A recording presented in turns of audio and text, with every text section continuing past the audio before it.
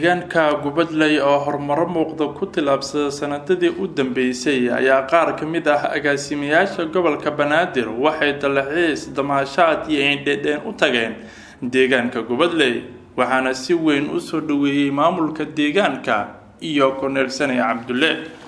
gudoomiyaha deegaanka ayaa mas'uuliyiinta gobolka Banaadir waxa uu geeyay beerta nasashada saldhigga iskuulka iyo degmada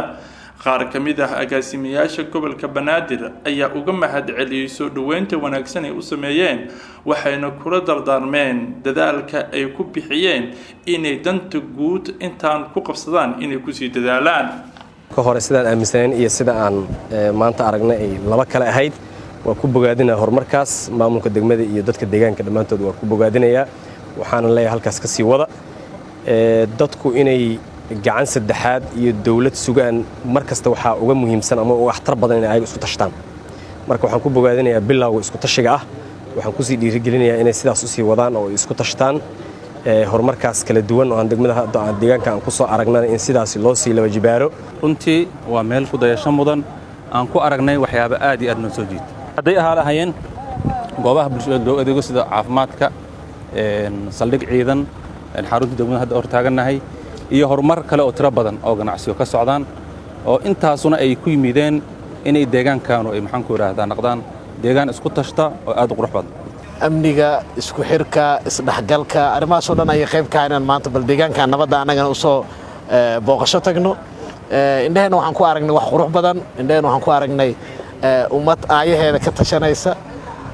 ummad rabta inay la jaan qaado caasimadda ay dhinac kaga nool yihiin duruufo kasta oo jiro laakiin waxaad dareemaysaa dad niyadsan dad raba inay horumaraan inay adeegii asaasiga helaan ugu dambeyntii gudoomiyaha deegaanka Nuur Cadow Jimcaale ayaa la wadaagay in lagu dhisay isxilqaan saldhigga degmada iyo iskuulka intaba waxaana sidoo kale gobolka ka codsaday inay deegaanka wax u qabtaan si loo horumariyo bulshada ku nool deegaanka horumarka ay dadkan ay qabsadeen in la muujiyo lana gaarsiiyo meel walba waxyaabaha ka dhiman oo tabarta ay u diidana in lala soo gaaro marka sidaas awgeed waxaan leeyahay marka Gubadley waa deegaan baaxadiisa ay badan tahay jaanis far badan ay ka furan yihiin horumar far badan sameeyay runtii waxaan leeyahay bulshada iyo dadka ku dhaqan deegaankan ku dayasho ayay mudan yihiin